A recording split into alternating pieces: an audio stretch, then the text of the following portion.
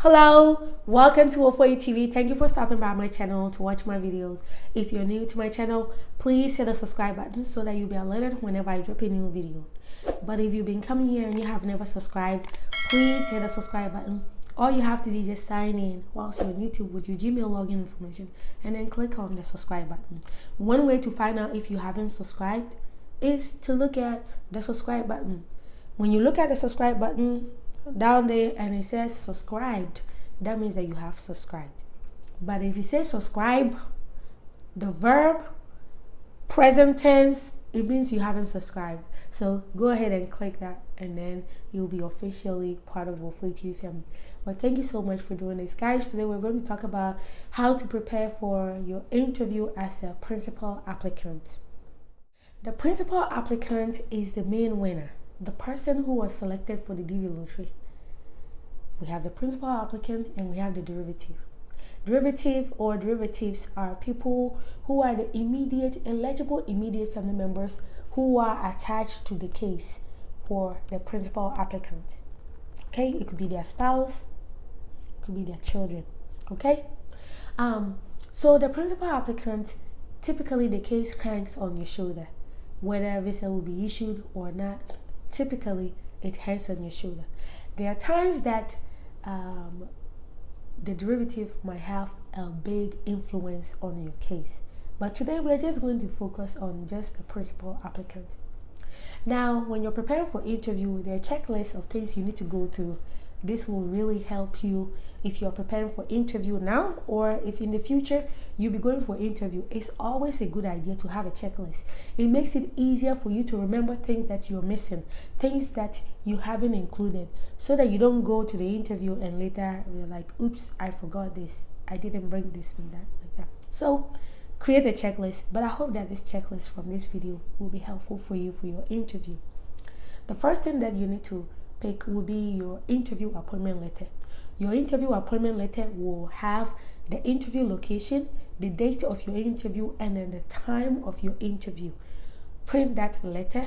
Don't keep it on your phone because you will not even bring your phone inside. So print that interview letter. The next thing that you need to check off your list will be confirmation page. Confirmation page is the page from your DS260. After you have submitted your DS260, there was a last page. It has a barcode, right? The barcode that you can scan. There's a barcode there. Sometimes it'll be like lines, several lines, and that is a barcode. It will have your full name, you have your case number, and you have the date that you submitted your DS260. That is the confirmation page. Print that, okay?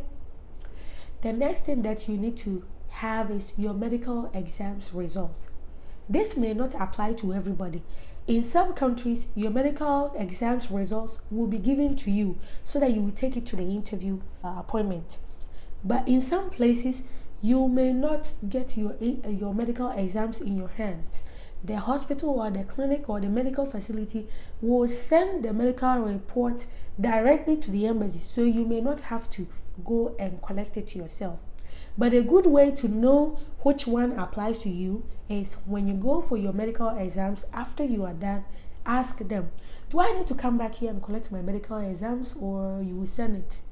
Ask them and then they will let you know so that you know what to do.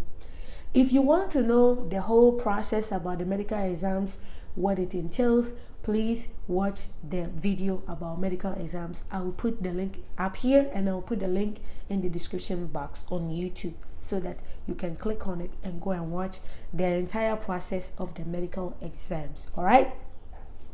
The next thing that you need to have is an unexpired passport. Unexpired and valid passport. The reason why this is very important is that if your passport is expired, it's no longer valid. So make sure that your passport is not expired.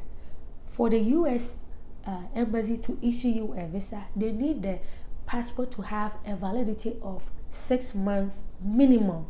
6 months minimum. So if your passport has 5 months, 29 days to expire, it's still less than 6 months. Go and get it renewed. Know that not at the time of your interview, but at the time that they are issuing the visa. So if your passport has exactly 6 months to expire, please go ahead and go through the passport renewal process, because your visa may be issued on a different day, maybe a month later. Some people get placed in AP for several months, and if by the time they are ready to issue your visa, if your passport is about to expire, if it's short of the 6 months validity, they will ask you to go and bring a new passport. So that is why you want to make sure that your passport has enough validity so you don't run into any difficulties. Next thing that your passport must have is, it must have at least 2 fresh pages that are unused. Okay, please, these conditions are 2, both must be met. Your passport must have at least 6 months validity and 2 fresh pages unused, minimum. I'm talking about this is 2 pages. So let's say your passport has 10 years to expire, but then you are a frequent traveler, all your pages have been used. Then even though your passport is still valid, you need to go and get extra pages. The embassy needs at least 2 pages, 1 sheet like this, that is unused, nothing here, no stamp here, no stamp there. They need a minimum of 1 page like this, that is good. So if you are a frequent traveler and you have used up most of the pages in your passport, definitely please go ahead and get other pages. In some countries, they can add more pages, or you may have to renew your passport. Do whatever is applicable in your country. Go to your passport office in your country and go through the proper process, okay, to make sure that you have those pages. All right. The next thing is your birth certificate. You need to bring your original birth certificate, not the photocopy, the original one. All right. If any time in your lifetime you have changed your name, the spelling of your name has changed anywhere on any official document, I'm talking about the official documents that you need for this process. I'm not talking about your driver's license now. You don't need your driver's license for this process. I'm talking about your passport, your school certificate, okay, your job letter. If your name has changed anywhere, your marriage certificate, if it has changed anywhere, your children's birth certificate anywhere, then you must have a legal justification, and mostly you will need affidavit of change of name, something that will show that yes, I changed my name. Okay, in some countries you may need the affidavit of change of name, and then you will need to do a gazette. Bring those documents that will prove that you are the same person. If they see a Kia Wofoy, it is me. If they see a Kia Wofoy, it is still me, right? So if your name spelling has changed, if on some documents somebody wrote a Kia Wofoy, and then on some documents you have a Kia Wofoy is your actual name, then you do the affidavit of change of name to show that, please, on this document that you see a Kia Wofoy, it is still me. That is what the affidavit of change of name means. If you don't know enough about affidavit of change of name, guys, watch my videos on why your name is very important. Go and watch that video. It will give you a whole lot of information on that topic. All right. Now the next thing is we'll talk about your police certificate. If you have ever been arrested in your lifetime, you have ever been detained, you have ever been convicted, it doesn't matter whether you have been given amnesty, you have been pardoned, you have been, your record has been, sealed, you need to get a police certificate, record of that problem, that issue. You need to get a record of that issue. Okay, police record of that, police report of that record. You need something that, regardless of your age, if you have ever been arrested, you need to get your prison record, where you were arrested, the court record, which court were you taken to. You need to get all those records to show that, oh, I was arrested, I did my time, this is the record to show that I finished my sentence, those kind of things.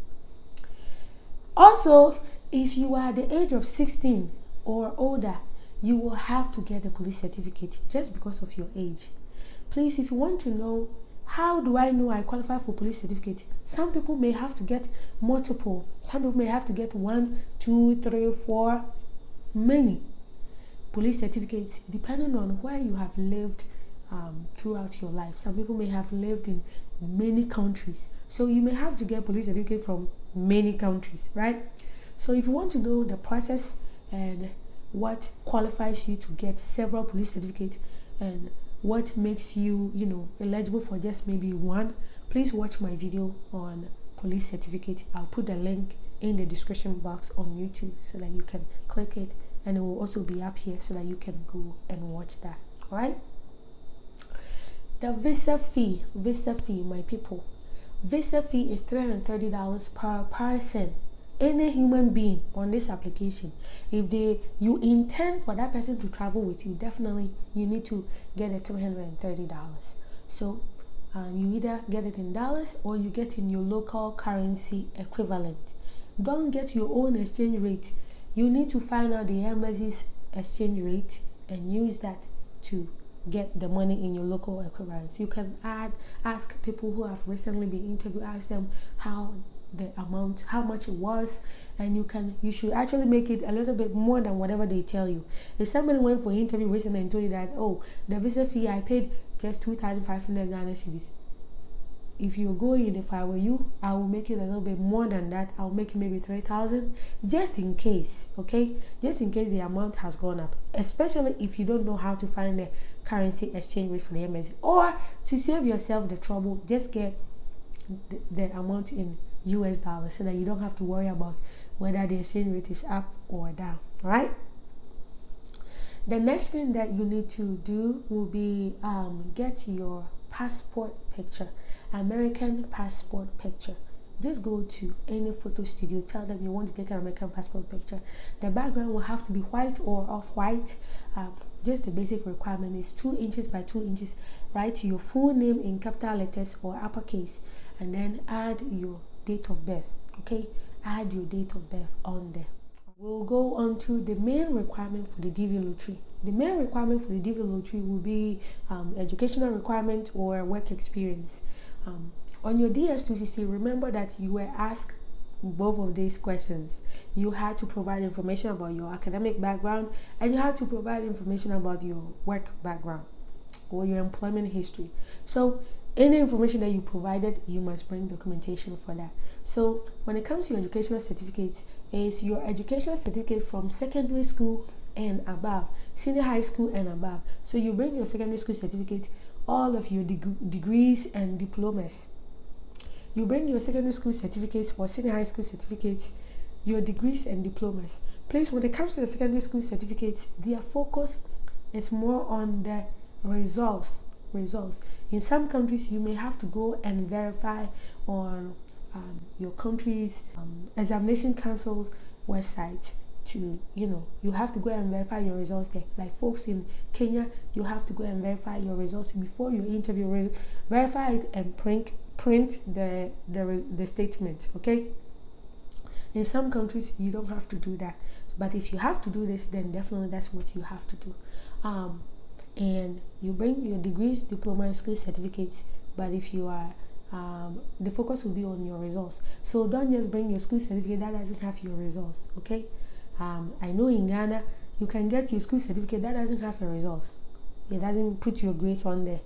They want to see your grades. That is the most important thing. If you don't bring your certificate that has your results, your actual results on there, they will send you back to go and bring it. So definitely bring that. All right. And then we'll go to the work experience. Your work experience encompasses any work that you have done within the last 5 years. So it is not just applicable to the work that you are currently employed at or the ones that you used to do. Anything that falls within the last 5 years, you should bring proof for that. If you used to be a teacher, now you are unemployed as a teacher, then you can still get your job letter from the past job, okay? So know that the focus is not what you are presently doing. So long as it falls within the last 5 years, they just need 2 years of experience within the last 5 years. So any employment within the last 5 years, get documentation, get proof for that. And some of the proof that you need for your work experience will be job, employment letter, appointment letter. Guys, if you don't know how to prepare for gather documentation for your work, then please watch my video that deals with preparing for your interview when it comes to work experience, when you're using work experience. All right. Last but not the least will be your marital status. If you are single, you are not married, you have never been married, then you don't need to bring any documentation to prove that you are unmarried. There's nothing like proof of being single. In some countries, they might have something that proof of not being a married person. But in most countries, if you are not married, you are not married. There is no official certificate. Some countries, they actually do. But if you have been married before, even if you are going alone, if you are the only one who is pursuing the visa, you must still bring the proof that you are a married man or a married woman. Or you are divorced, you have been divorced, you were married before, you must bring that proof of that past relationship. Remember on your DS2, they ask about your previous marriages, your previous spouses. You must bring documentation for that. If you are a widow or a widower, you must bring the death certificate to show them that, yes, I said I am a widow. This is the death certificate of my deceased husband. This is the death certificate of my deceased wife. Okay? If you stated that on the DSC, then you should definitely do that. My people, don't be in the habit of providing information that is not true, all because you don't want to go and collect the documents. How can I go and get the death certificate? So I'd rather claim something else. Please be honest, be truthful, because this data in SIAC, it will not go away. It's going to be there for many years. And you don't want the lies that you tell now to come back and bite you. Anything that you put in SIAC, if you go all the way to the interview, it is there. Your fate has been sealed. You cannot, undo it. So just be honest on the part so that you don't have to worry about anything that you have put on your DS260, anything you have put on your application. All right? Guys, the list that I have provided is not comprehensive. There are things that may be unique to your own situation. You may have faced a deportation before. You may have an adoption thing. You may have something that may be unique to you, right? It's not everybody who is adopted. It's not everybody who has been deported. It's not everybody who may have some unique situation that you may be in. So per whatever that unique situation that you have, you must add documentation to support that unique situation. So whatever story that is unique to you, hey, maybe I did this, or maybe I was in America and I was deported. It is unique to you, because not everybody has been deported in America. Not everybody has been refused admission to America. Not everybody has been refused visa. Even though many people have been refused US visa before, but not everybody. It is unique to you. Okay? So whatever situation is unique to you, you must prepare for that in addition to everything else that I've talked about. So that is why I wanted to even make this point here, that if something is unique to your situation, then you want to bring documentation to explain that situation. All right? So these are all the information that you as a principal applicant, you may need to bring for your interview. Information for the principal applicant you may need to bring for your interview. But if you're a principal applicant, even if you have a derivative, you can watch my video that will talk about how to prepare for interview as a derivative. So if you're a winner and you have family, you have children, you have spouses, then you will want to watch that video also, so that after you have done your own preparation as the principal applicant, you will gather the documentation for the derivative also. All right? So don't just watch one video and then think that, oh, she said all of this, but then maybe you may have a derivative also, so you can add that. If you don't have a derivative, then this might be all that you need. All right? I'll be pasting some links in the description box so that you can go to the videos that I referenced in this video and I'll be posting some of the link here or here or here, so that you can click on them and go and watch that video. But thank you so much for sticking around. Follow me on Facebook, Wofoy TV. I'll post a lot of good content on there so you can watch them. I love you, and I'll see you on my next video. Bye bye.